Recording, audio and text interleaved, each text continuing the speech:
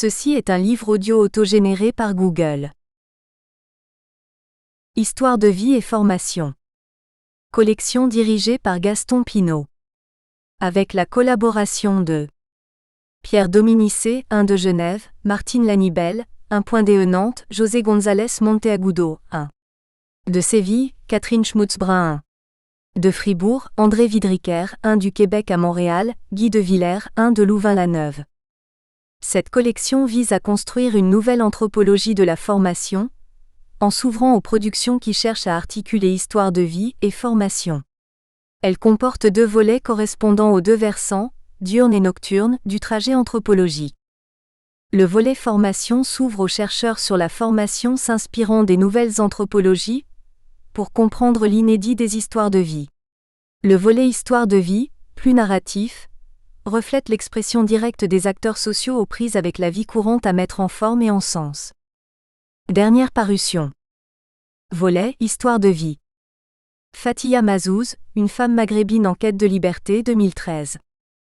Judy Attoumi, les appelés du contingent, ces soldats qui ont dit non à la guerre. Une face cachée de l'armée coloniale française pendant la guerre d'Algérie, 2012. Association des 4 ACG, guerre d'Algérie, guerre d'indépendance. Parole d'humanité, 2012. Anne Monéron, temps de vie et transhumance. Carnet de voyage d'une Amazone 2004 à 2011, 2012. Maurice Morin, Vivre la fraternité au cœur du monde, 2012. Jacqueline Dewerdtogil, Pas tout facile la vie, 2012. Petit C, BOSSHARDT Monsieur, itinéraire d'une bibliothécaire, 2012. Christine Fenot, sage-femme du corps au cœur, 2011. Laura, l'esprit de combat. Lutte contre l'hépatite C, 2011. Monsieur Camet, chirurgien de l'impossible. 54 ans à l'Association française d'urologie, 2011. Jean Ferreux, prise de Riqueux. Pamphlet autobiographique, 2011. Julie Dolé, vaincue parfois. Résigné jamais, 2011. Jacques Serizl, Armel Rouder, André de Peretti.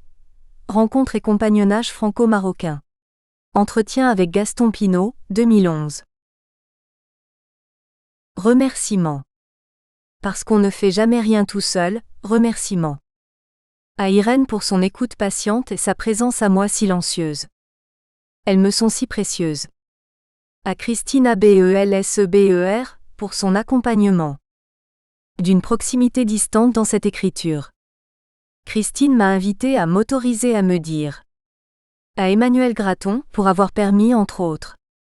Au père et au beau-père de se regarder et se considérer. Aux compagnons de route de la seconde promotion du cycle. Formation à la sociologie clinique dans la fonction d'accompagnement. Dispensée à l'Institut international de sociologie clinique de Paris. Nous avons sillonné nos existences sur un bien joli vaisseau. À Véro Roy, Laurence Cremiere et Mireille Beziaud. Pour leur lecture fastidieuse et attentive. À la fois critique et respectueuse. À ma belle équipe de 8 ans. Elle est de celles qui donnent la confiance et l'assurance. Les unes et les autres sauront se reconnaître. À Pauline Sorel et Valérie Pouguéon pour la mise à disposition de leurs compétences dans la finalisation informatique de cet écrit. À toutes ces belles rencontres humaines, musicales, littéraires, cinématographiques qui vous aident à avancer et vous trouver. Préface. Le petit bigleux qui voyait grand. Dans l'ignorance je suis né valide, dans la connaissance je suis devenu handicapé, par méconnaissance on me confisque ma validité. Ce récit autobiographique nous éclaire sur le vécu d'un personnage assez exceptionnel, un ouvrier d'art. C'est avec lucidité et clairvoyance sur sa malvoyance que Philippe, qui se nomme lui-même, le bigleux, nous conduit dans cette aventure extraordinaire que fut sa vie d'enfant et d'adulte. Il nous aide à cerner ce que représente la malvoyance pour un enfant qui est interdit d'enfance ordinaire tant le handicap envahit sa vie, mais aussi celle de sa fratrie et de ses parents, cette famille dont l'événement handicap fait que leur vie est elle aussi touchée par la situation particulière de Philippe, sujet de toutes les attentions. J'ai d'ailleurs eu le plaisir de rencontrer Hervé, son frère. Philippe, le rebelle, se bat pour vivre une vie de valide et être vu comme digne de considération, tant les voyants sont parfois bien aveugles sur ce qu'il leur donne à voir de sa réalité. Il doit même se battre pour être reconnu en tant qu'individu semblable aux autres car écrit-il, « Ma normativité en tant que capacité à instituer du normal dans l'anormal est niée. » Sa vie est un combat de résistant, mais aussi d'humaniste, car il lutte autant pour les autres que pour lui-même. Il est souvent incompris. Mais notre poète philosophe n'est pas du genre à se résigner. Cette adversité ne m'effraie pas. Elle est une compagne de toujours nicher au creux de ma vie quotidienne.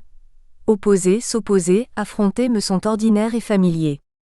Peut-être un jour créera-t-il un musée de la vie quotidienne dans lequel nous retrouverons les objets qui ont eu tant d'importance dans sa vie. Voitures, mobylettes, disques, guitares, ainsi que les films qui l'ont touché. Enfin tout ce qui a pu contribuer à ce qu'il devienne celui qu'il est devenu, un être d'exception. Philippe a pris le risque d'écrire ce livre dans lequel il nous confie le regard qu'il a porté sur son parcours, à partir de son handicap. Ce livre est important et nécessaire, car il ne peut qu'éclairer les professionnels de l'éducation spécialisée à mieux comprendre ce que peut être la vie d'un enfant, d'un adolescent et d'un adulte déficient visuel. Philippe se définit comme un petit bigleux. Il fait partie du clan des Miros que nous chante Ronan Luce, où se retrouvent non seulement quelques déficients visuels, mais aussi les doux rêveurs, les utopistes, les progressistes, les anarchistes. Mais j'ai l'âme de l'étourdi. Qui se prend les réverbères? Le regard trop engourdi. Pour jouer les belvédères. Dans le clan des aveugles. Tomber, c'est à l'unir. On vit un peu tout seul. On ne voit rien venir. On ne voit rien venir. Malgré son acuité, Philippe n'a pas vu venir en effet l'invalidité qui allait le conduire à atterrir. Dans le groupe de formation, personne ne voit qu'il n'y voit rien ou pas grand-chose. Il se conduit comme un voyant, et beaucoup de ses comparses envient probablement sa clairvoyance sur lui-même, sur les gens, sur le monde. Son humour à tiroir amuse la galerie des glaces sans teint ni reflet. Nous rions de son ironie. Nous répondons avec allégresse au clown qui se donne à voir. Il joue avec les mots, les choses, nous invitant ainsi à nous déplacer plus vite que l'éclair, à être là où nous ne l'attendons pas. Bigleux, il l'est depuis longtemps, depuis toujours pourrait-on dire, mais ce n'est pas nécessairement de cet aveuglement qu'il s'agit. Car si au royaume des aveugles, les borgnes sont rois, au royaume des puissants, les rois sont bien souvent borgnes. Philippe met du temps à nous dire, puis nous montrer comment il y voit peu. C'est d'abord difficile à croire, tant il semble peu gêné de son handicap. Il en ferait même une ressource, une compétence à sonder la profondeur des cœurs quand le champ de vision, lui, se restreint ou devient flou. Bigleux, il l'a été et cela l'a conduit à développer une place singulière. Le regard qu'il porte sur la vie est tout d'abord marqué par le regard qui a été porté sur lui. Il est différent et pour cette raison, il est isolé de sa famille et entouré d'autres comme lui qui ne sont pas ses frères, encadré par des éducateurs qui ne sont pas ses parents. Se sachant singulier, il est amené peut-être plus que tout autre à se définir dans les espaces interstitiels entre sa famille et son groupe de pairs, et à se construire dans les espaces transitionnels, du foyer familial au foyer institutionnel. Il est un passeur. Bigleux, c'est son état. Il a appris à composer avec, à filer à vélo comme si les obstacles n'étaient que pour ceux qui les voient. Il en a une certaine expérience, et s'il a trouvé des manières de le compenser sur le plan physique, il a aussi appris à le dépasser sur le plan psychique et relationnel. Il nous retrace son parcours de vie et nous voit admiratifs du franchissement de chaque étape, du petit bigleux devenu un grand bigleux, de l'handicapé au passeur, de l'élève au formateur, du fils devenu père. La vue limitée aiguise la conscience de soi, du rapport à l'autre, de la vie sociale. Ce qui manque apparaît vite comme ce qui peut aussi produire un autre rapport au monde, une nouvelle philosophie. Il conteste la réalité que nous partageons, et nous fait entrevoir les zones qui nous restent habituellement dans l'ombre. Nous apprenons à voir grâce à son point de vue. Rappelons-nous que les conditions de vue sont aussi des conditions de vie, comme le dit Maria Puig de la Bella Casa à propos des femmes. Nous ne connaissons les choses que du point de vue où nous les observons. La vie peut être métaphoriquement comparée à un chemin, et que c'est de ce chemin que nous percevons le monde. Ce qui est vrai pour chacun de nous est aussi vrai pour Philippe, et nous découvrons encore davantage cette réalité que nous ignorons tout du point de vue de Philippe. Là s'ancre l'idéologie que dénonce Raymond Boudon. Ce sont ces effets de situation qui vont expliquer l'extension des idéologies. En effet, pour Boudon, à partir d'une certaine situation, on peut avoir des effets de perspective qui déforment la vision des choses, amènent quelqu'un à donner des explications simplistes de phénomènes complexes, des explications sociocentriques ou égocentriques du comportement d'autrui. Par sa vision diminuée, Philippe nous donne une lucidité augmentée. Quand l'invalidité le rattrape et lui dit ses limites, il doit reconnaître aussi les limites de l'imaginaire, de son imaginaire. Soudainement, le réel s'impose. Il n'est plus contestable même s'il tient aussi à l'imaginaire de l'autre, à celui qui ne voit que le handicap et fait abstraction de la compétence. Le licenciement s'annonce sec là où dans le même temps le clown laisse progressivement la place à l'historien de sa vie. Il faut toute la prouesse adaptative et la plasticité identitaire pour finir par accepter que la compétence ne tienne pas à la durée, mais à la qualité de son travail et à l'harmonie de sa vie. D'une coopérative ordinaire naît un projet de vie nouveau, qui en passe aussi par l'écriture de soi. Que ces lignes soient un enseignement pour tous ceux qui, à plus d'un titre, font partie du clan des Miros comme Philippe a pu être un éclaireur pour nous tous. Christine Abelseber et Emmanuel Graton. Christine Abel-Hébert. Psychosociologue clinicienne, membre associée à l'Institut international de sociologie clinique, IISC, CO-animatrice de la formation à la sociologie clinique dans la fonction d'accompagnement. Emmanuel Graton. Psychologue et sociologue clinicien, maître de conférences à l'Université d'Angers, co-animateur de la formation à la sociologie clinique dans la fonction d'accompagnement. Dédicace. Pour Baptiste, Rémi et Camélia. À mes parents, mes sœurs et mon frère. Une pensée toute violette pour Irène, ma compagne et ses 3 fils. 1. Germination. De l'institué à l'actant. Avant de situer une personne dans sa place, commençons par la reconnaître dans son être, dans sa qualité de personne complexe dotée d'une liberté et d'une imagination créatrice. René Barbier. Épisode 1er, l'imperfection réorganisatrice. Ces jours-là, le chemin du retour est fait tête baissée. Les chaussures neuves en bout de jambe occupent son homme. Il ne s'agirait pas de déjà les égratigner. Terrible dilemme lorsqu'au pied des bâtiments, pour une fois, ceux qui ont fait de la pelouse leur domaine vous proposent de jouer avec eux au ballon. Alors qu'ordinairement vous n'attendez que cela, c'est justement ce jour-là qu'on vous invite. Vous seriez prêt à refuser tant ces nouvelles chaussures sont précieuses. C'est important d'être bien chaussé. Mais tout de même, avec elles c'est sûr, vous allez réussir à shooter fort dans cette balle en cuir trop lourde tant elle est imbibée d'eau. Accepter, renoncer, s'en aller. On est finalement très tôt amené à choisir, et à supporter les conséquences de l'option retenue. D'autant que les choses peuvent ne se jouer à rien, et la réalité peut très vite vous rattraper. Parfois votre maladresse et votre générosité se lient contre vous. En un coup de pied malencontreux dans le tibia d'un des maîtres du jeu, vous êtes exclu de la partie. Le coup de poignard est terrible, car en plus de l'exclusion il vous faut supporter les commentaires qui l'accompagnent. Vos brodequins tout frais du matin, en un coup de malchance, deviennent des croquenots. Vous en étiez si fier il y a de cela 1 heure. À cet instant, les remontrances maternelles pour les avoir roulés dans la boue ne sont que peccadilles. Il ne s'agit pas tant de la salissure, que de la disqualification vécue. Je suis un gamin du Poncel, un quartier HLM de Condé-sur-Noireau, une petite ville industrielle bas-normande. Nous habitons au 4e étage d'une des 3 barres d'appartements. Aussi loin que ma mémoire puisse me porter, j'y suis un petit garçon aux allures très ordinaires. Joueur, les voitures des voisins sont mon terrain de jeu préféré. Installé au volant, je peux y rester de longs moments avant que les propriétaires ne me délogent ou ne retrouvent trace de mon passage. Mes débordements dans les autos laissées ouvertes, tout comme mes passages trop près de la rivière ou mes ascensions de poteaux électriques en béton, me valent quelques retours manu militari à l'appartement. Zéphirin, le martinet, est de service. À l'époque, aucun de mes parents n'a le permis de conduire.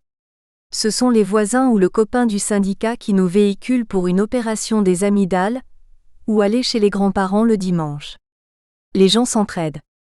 Dans le quartier, une large majorité des familles dépend de la destinée des 3 principales usines de la ville et est quelque peu marquée par leur destin croisé. L'une d'entre elles vit ses dernières heures. L'autre est à la merci de la bonne santé du secteur de l'automobile. Le procès de l'amiante l'a d'ailleurs remise récemment au devant de la scène. Mon père vient de quitter la première et travaille chez Masonellan. C'est une usine qui a le vent en poupe. Ils produisent des électrovannes pour EDF et l'industrie laitière entre autres. Le développement de l'énergie nucléaire ouvre des marchés importants et offre une image moderne à cette entreprise américaine. Quand mon père va au travail, il met une chemise et une cravate. Il s'y rend à pied. Il travaille maintenant dans les bureaux. Il est chargé du suivi des commandes. CFDTiste de la bonne époque, il obtient ce nouveau poste moyennant l'arrêt de son activité syndicale. Sous la pression de ma mère qui s'emploie à faire chauffer la marmite, il accepte et change à la fois d'usine, de métier, de statut et d'investissement collectif. Très rapidement, le syndicaliste actif devient le président de la mutuelle d'entreprise. Cette activité ajoutée à son travail l'amène à rencontrer énormément de personnes. Dans la vie de quartier, les contacts entre locataires sont largement influencés par les relations professionnelles des parents, des pères surtout. Les amitiés ou inimitiés du travail, les rapports hiérarchiques ou de domination transpirent dans les bâtiments. À la maison, j'ai souvent entendu mes parents identifier un tel ou un tel comme monsieur, machin ou l'autre grand C, de l'usinage, du montage ou encore de l'outillage. L'usine est omniprésente dans la vie quotidienne. L'ouverture culturelle est des plus restreintes. Il n'est pas rare que la promenade dominicale se résume à faire le tour des usines. Par contre, chaque année au mois d'août, nous partons en vacances en maison familiale. Le père de mon meilleur copain est aux expéditions, lui. Il va à l'usine, habillé en bleu de travail. Il n'a pas de permis non plus, et se déplace en mobilette. En bas des escaliers, celle-ci a sa place selon qu'il doit ou non repartir. Il est défendu d'y toucher. Avec son gamin, nous partageons de longues parties de voiture miniature et son vélo. C'est avec lui que j'ai appris à en faire. À l'abri du regard de sa mère qui ne veut pas qu'il le prête. J'ai les 15 mètres de large que fait le bâtiment pour faire mes premières armes en matière de bicyclette. Les vélos devront apprendre à souffrir. L'utilisation est crosse et en lançant la mode du VTT, on le voit bien ici, les constructeurs n'ont rien inventé.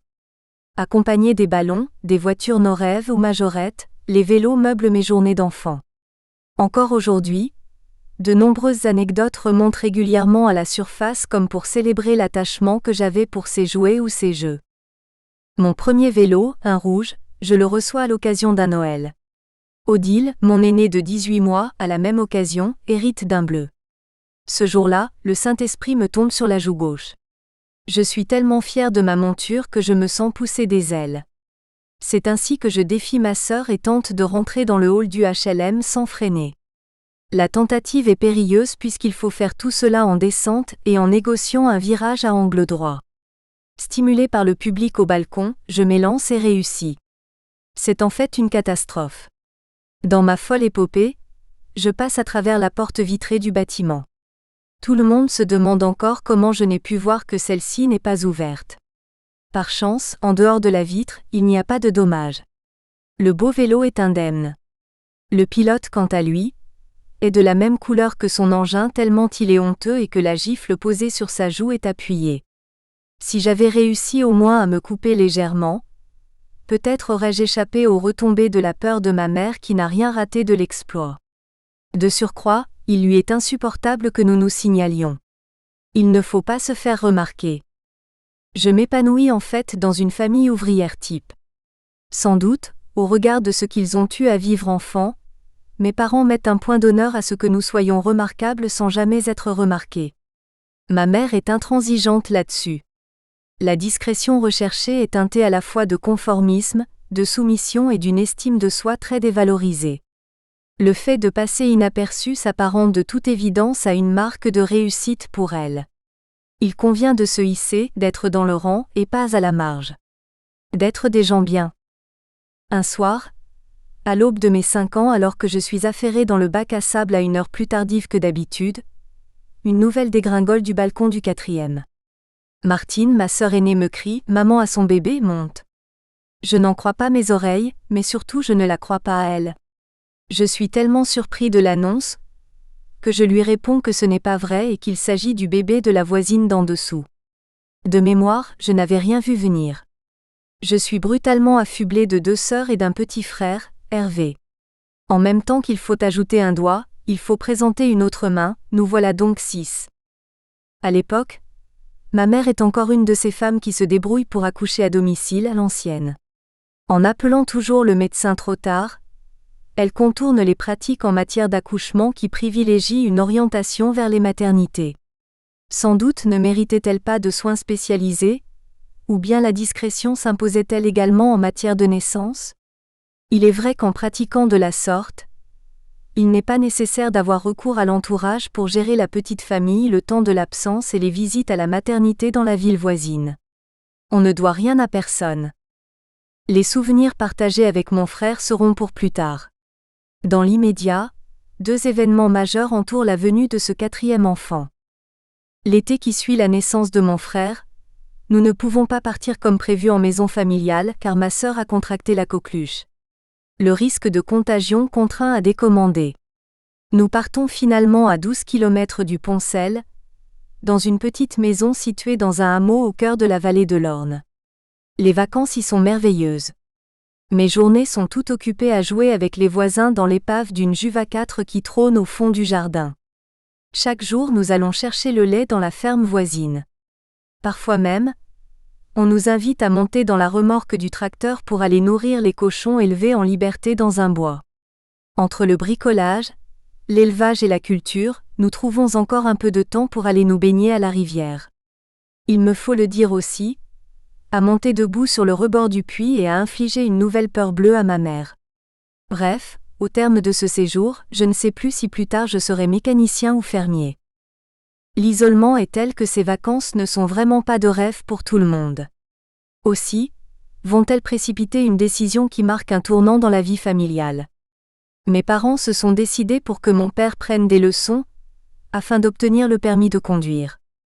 Au prix de révisions assidues et de 2 tentatives, le certificat rose est obtenu.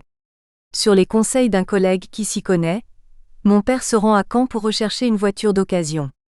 À l'heure où la marque Olion s'apprête à sortir sa 504, nous aurons une 403. La familiale, de la classe moyenne des années 50 fera notre bonheur. L'investissement est déjà conséquent. Nous voilà motorisés et intégrons par là même une nouvelle famille, celle des Peugeot. Notre voiture a bien quelques années, mais j'en suis sacrément fière. Une chose m'intrigue cependant, je ne parviens pas à trouver le bouchon d'essence. Je monte donc au renseignement, et l'on m'apprend qu'il faut tirer le phare pour trouver le réservoir. En 3 mouvements me voilà devant la voiture, avec l'enjoliveur du phare arraché. Pourquoi m'avoir dit le phare alors qu'il s'agissait du feu rouge ? Le jour même où je n'ai Dieu que pour notre voiture qui éclabousse de sa superbe toute celle du parking, je suis interdit de séjour à ses côtés. C'est terrible car on ne roule finalement que peu avec. Pour des raisons de coût, mon père continue de se rendre au travail à pied et le caddie à commission a encore de beaux jours devant lui. Cela dit, l'ami 6 Bréac du copain du syndicat n'est plus réquisitionné et nous nous rendons de façon autonome chez les grands-parents. Nous allons quelquefois à la mer le dimanche avec une autre famille du quartier. Ce sont des Mazos et des Peugeot, aussi. Eux ont une 404 avec un toit ouvrant et savent exactement où aller pour faire une battue de moules. Depuis la voiture, le premier samedi du mois est consacré à faire les grandes courses chez Mammouth, un hypermarché à Caen. C'est un vrai cérémonial. Après quelques accrochages, galettes des rois ratées pour cause de dérapage sur le verglas ou autre procès pour chevauchement de lignes jaunes, nous ne garderons pas longtemps cette voiture qui mange décidément beaucoup trop d'huile. Assez rapidement, de toute façon, nous allons avoir besoin de rouler davantage. Une voiture plus récente sera nécessaire. En effet, c'est à la grande école lorsque j'ai 6 ans que sur les signalements d'une institutrice, mon handicap visuel est détecté.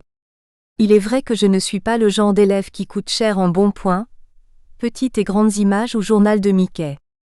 Les quelques récompenses que je glane ici ou là, je les dois davantage au jour de générosité de la maîtresse ou au nettoyage du tableau plutôt qu'à mes résultats scolaires.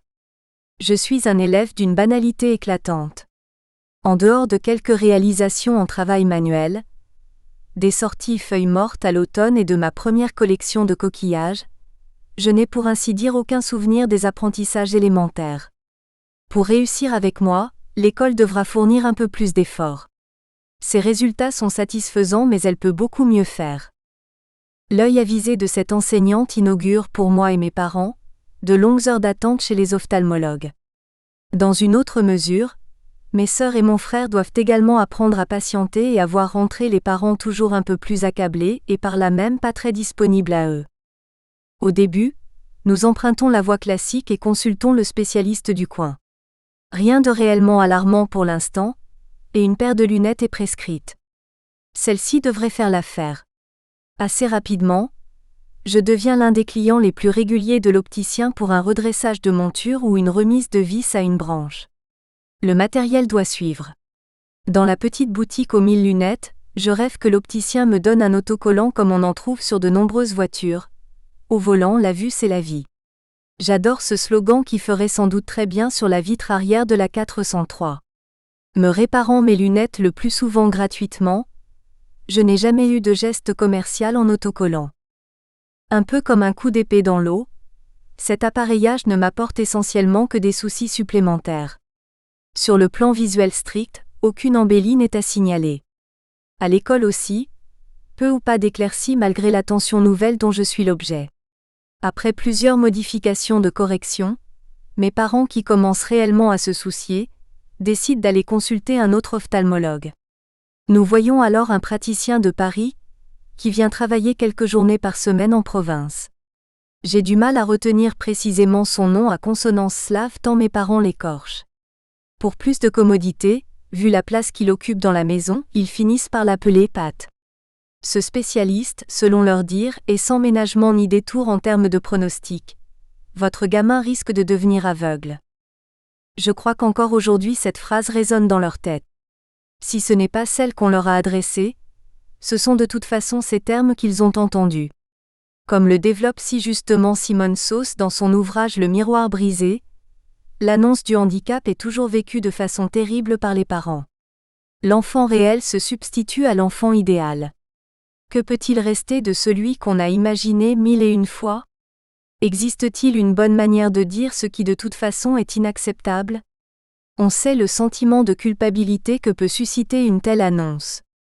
Probablement pour s'en dégager un peu ou le rendre plus supportable, mon père est convaincu que ce problème de vue est lié au fait que le médecin de famille a omis de me mettre les gouttes dans les yeux à la naissance.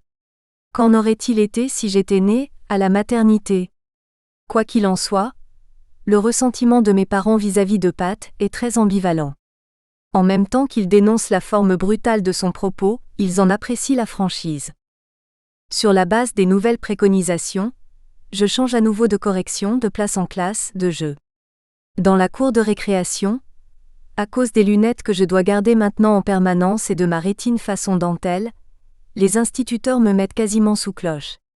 Ils me cantonnent à des activités calmes et aux jeux des filles a priori plus contenus sur le plan de la débauche motrice. Du ballon au bal, des courses-poursuites à l'élastique, il me faut ruser pour échapper à la surveillance. À l'usine, un gars de l'atelier me fabrique un pupitre incliné à installer sur mon bureau en classe. On cesse de me faire recopier des lignes trop mal écrites. J'échappe aux pages de traits que l'on tentait jusqu'alors de me faire tracer droit. Les choses se précipitent et se précisent. Je suis de moins en moins un enfant ordinaire. Il faut même que je sois vu par de grands spécialistes à Paris. De l'ophtalmologie de campagne à celle de la capitale, nous devons nous rendre pour une première consultation à l'hôpital des 15-20. L'attention dont je fais l'objet m'est à la fois agréable et pesante. Ma spécificité nouvellement identifiée m'octroie une forme et un sentiment d'importance. En contrepartie, les intentions bienveillantes à mon encontre m'entravent dans mon désir de vivre et agissent comme une force d'impuissantement.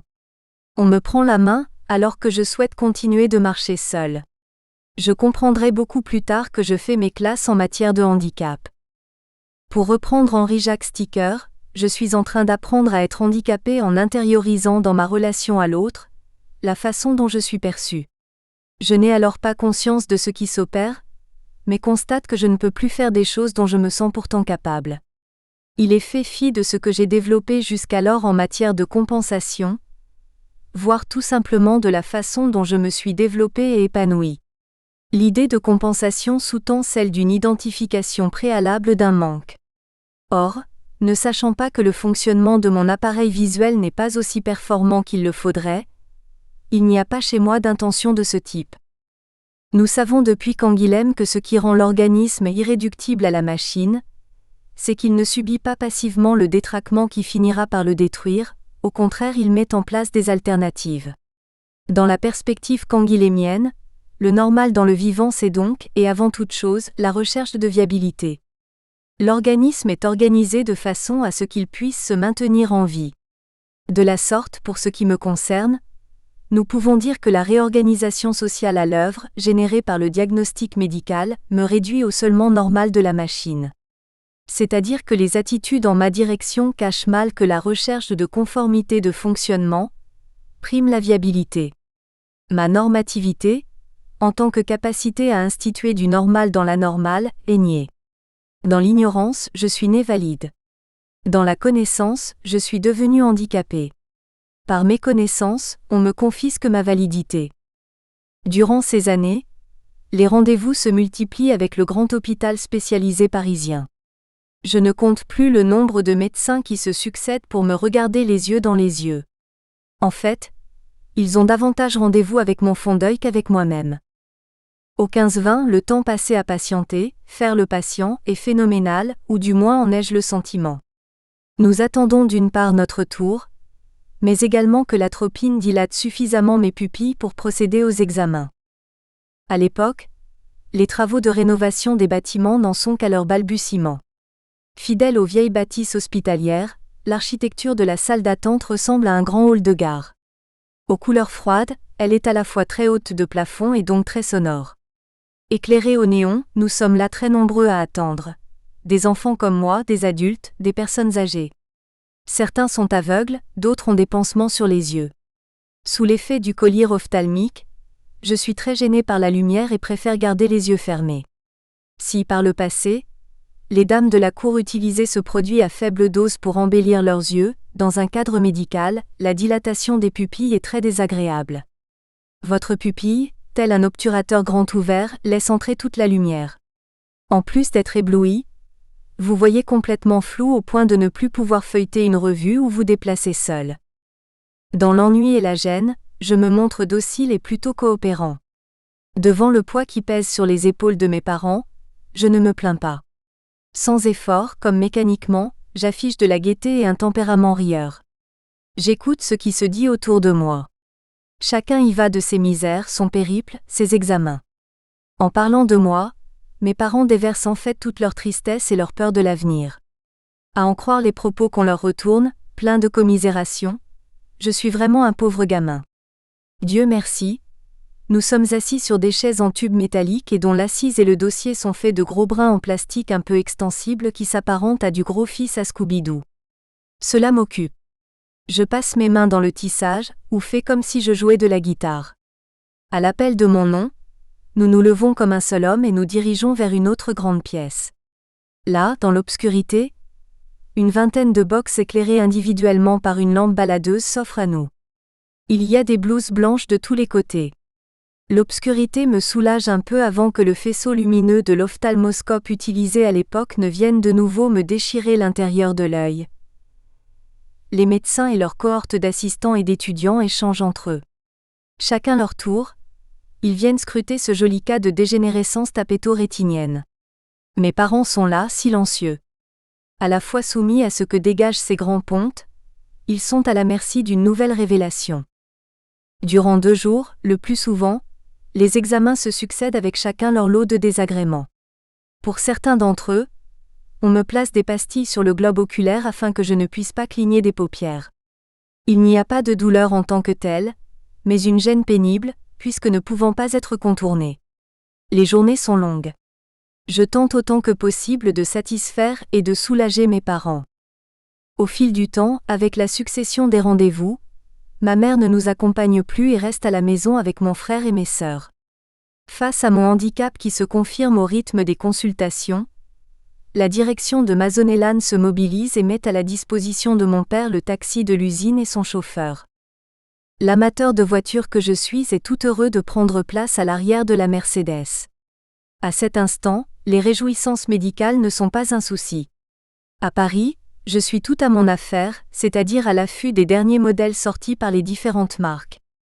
Des modèles bizarres et envahissants du pays du soleil levant, à cette nouvelle 204 à la plaque d'immatriculation arrière extraite du pare-choc, je ne sais plus où donner de la tête. Le soir, nous mangeons en brasserie avant de rejoindre un petit hôtel non loin des 15-20. Je suis abonné au croque-monsieur, accompagné d'un mystère à la vanille en dessert. Tout ceci participe à mon bonheur. Chaque fois que les rendez-vous le permettent, mon père m'emmène voir un monument, un jardin ou un zoo. Dans son esprit, une course contre le temps est engagée et il faut que je voie un maximum de choses tant que cela est possible. La carte d'invalidité fraîchement obtenue me fait accéder à la gratuité des entrées. Les uns après les autres, les examens confirment le diagnostic. Le risque de cécité totale est largement évoqué. Une énième correction est tentée. Ce sera quasiment la dernière. Il s'agit cette fois-ci de lunettes en même temps importables et inutilisables. Une monture spécialement renforcée doit supporter de véritables culs de bouteille. Sur ceci, pour la vision de loin, comme un mini-objectif est placé au centre.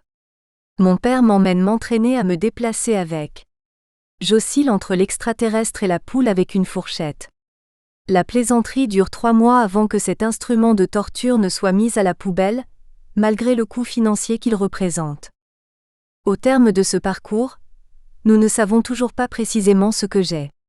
Il faut que l'enfant soit devenu jeune homme pour qu'un diagnostic plus fiable soit posé. C'est ainsi que plusieurs années après, j'apprends que je suis porteur d'une maladie génétique sans thérapeutique connue à ce jour. Mes parents évoqueront souvent leur solitude devant les décisions à prendre. Le corps médical semble peu soucieux des questions qui se posent à eux, l'orientation scolaire, la vie d'adulte, le travail. Durant ces 2 années, nous avons quitté les bâtiments du Poncel pour une Suédoise. Il s'agit de pavillons en bois donnés par la Suède lors de la reconstruction après le débarquement. La société HLM gère ces petits pavillons avec jardin, et en a attribué un à mes parents au regard de la constitution de la famille et de mon handicap. Les escaliers me sont déconseillés. Bien qu'habitant maintenant à l'autre bout de la ville, pour la fin d'année scolaire, nous restons scolarisés dans l'école au bas des HLM. Je m'y rends à pied avec ma sœur. Ma mère, de son côté, emmène mon petit frère à la maternelle en vélo. J'ai pu quelquefois l'accompagner. L'entrée dans la cour, le vélo à la main reste un souvenir incomparable. On est un autre homme à cet instant-là. Il va sans dire à l'heure de la sortie, quand vous êtes autorisé à sortir du rang pour aller enfourcher votre biclou au garage. Odile est toujours plus pressé que moi d'arriver à l'école, et nous nous chamaillons souvent en route. Les cloches et les sonnettes du quartier résidentiel que nous traversons me retardent facilement. Tous les deux, nous sommes un peu comme chien et chat. Sur le trajet, nous continuons de traiter nos différends que les travaux ménagers, auxquels nous sommes tenus de participer, alimentent allègrement. Le midi, nous ne mangeons pas à la cantine et rentrons à la maison. Nous profitons de la voiture d'un couple d'enseignants qui réside non loin de chez nous. Lui ne conduit pas, à cause d'une vue insuffisante. En cours élémentaire 2e année, il sera mon dernier maître d'école en milieu ordinaire. Épisode 2, douceur angevine. En effet, sous la pression d'une école de la République, alors fort peu encline à garder un tel élève, je suis très vite orienté vers un centre spécialisé dans l'accueil d'enfants aveugles et amblyopes. Nous sommes ici dans une pratique systématique à l'époque. La logique de placement est toute puissante. Il est mis en avant le caractère dangereux de la cour de récréation et de mes déplacements dans l'école. J'ai alors 9 ans et découvre l'internat et la vie collective. L'établissement en question est à 250 km du foyer familial. Dans cet institut spécialisé, situé au cœur du CHU d'Angers, Je passe 10 années de ma vie. J'y suis une scolarité qui me mène à un baccalauréat économique. Nous espérons que vous avez apprécié cet aperçu. Pour continuer à écouter ce livre audio sur Google Play Livres, utilisez le lien dans la description de la vidéo.